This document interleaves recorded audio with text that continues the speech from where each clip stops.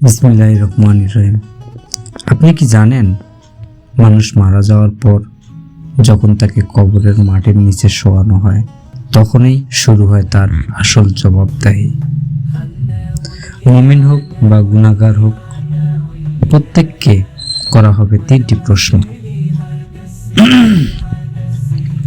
হাদিসে আসে, মৃত ব্যক্তিকে কবর দেওয়ার পর দুজন ফেরেশতা আসে। তাদের মুখ ভয়ঙ্কর, কণ্ঠ বজ্রের মতো। তাদের নাম মুনকর ও নকির। তারা মৃত ব্যক্তিকে বসিয়ে জিজ্ঞাসা করবে, তোমার রব কে? এই প্রশ্নের উত্তর মুখে মুখে বলা যাবে না। সারা জীবনে যার অন্তর আল্লাহর প্রতি ঈমানদার ছিল, আল্লাহর বিধান মানার চেষ্টা করেছে, শুধু তারাই আত্মবিশ্বাসের সাথে বলবে, রব্বি আল্লাহ আলা, আমার রব আল্লাহ। কিন্তু যারা দুনিয়ার পিছনে ছুটে আল্লাহকে ভুলে গেছে, তাদের জিহ্বা বন্ধ হয়ে যাবে, তারা বলতে পারবে না। দ্বিতীয় প্রশ্ন করা হবে, তোমার দিন কি? সারা জীবন যে ইসলাম মেনে চলেছে, পাপের মধ্যে থেকেও আল্লাহর রাস্তায় ফেরার চেষ্টা করেছে, সে বলবে, দিন ইসলাম, আমার দিন ইসলাম।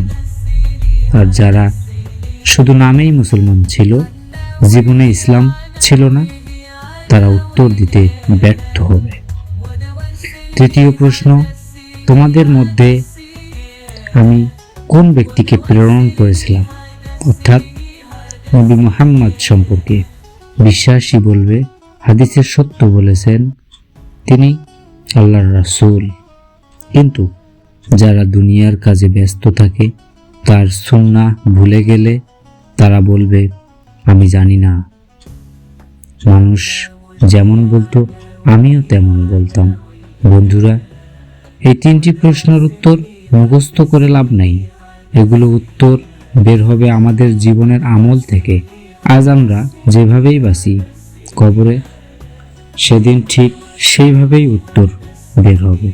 তাই আজ থেকেই নিজেকে প্রস্তুত করো, যেন অন্ধকার কবরের ঘরে 3টি প্রশ্নের উত্তর দৃঢ়ভাবে বলতে পারি।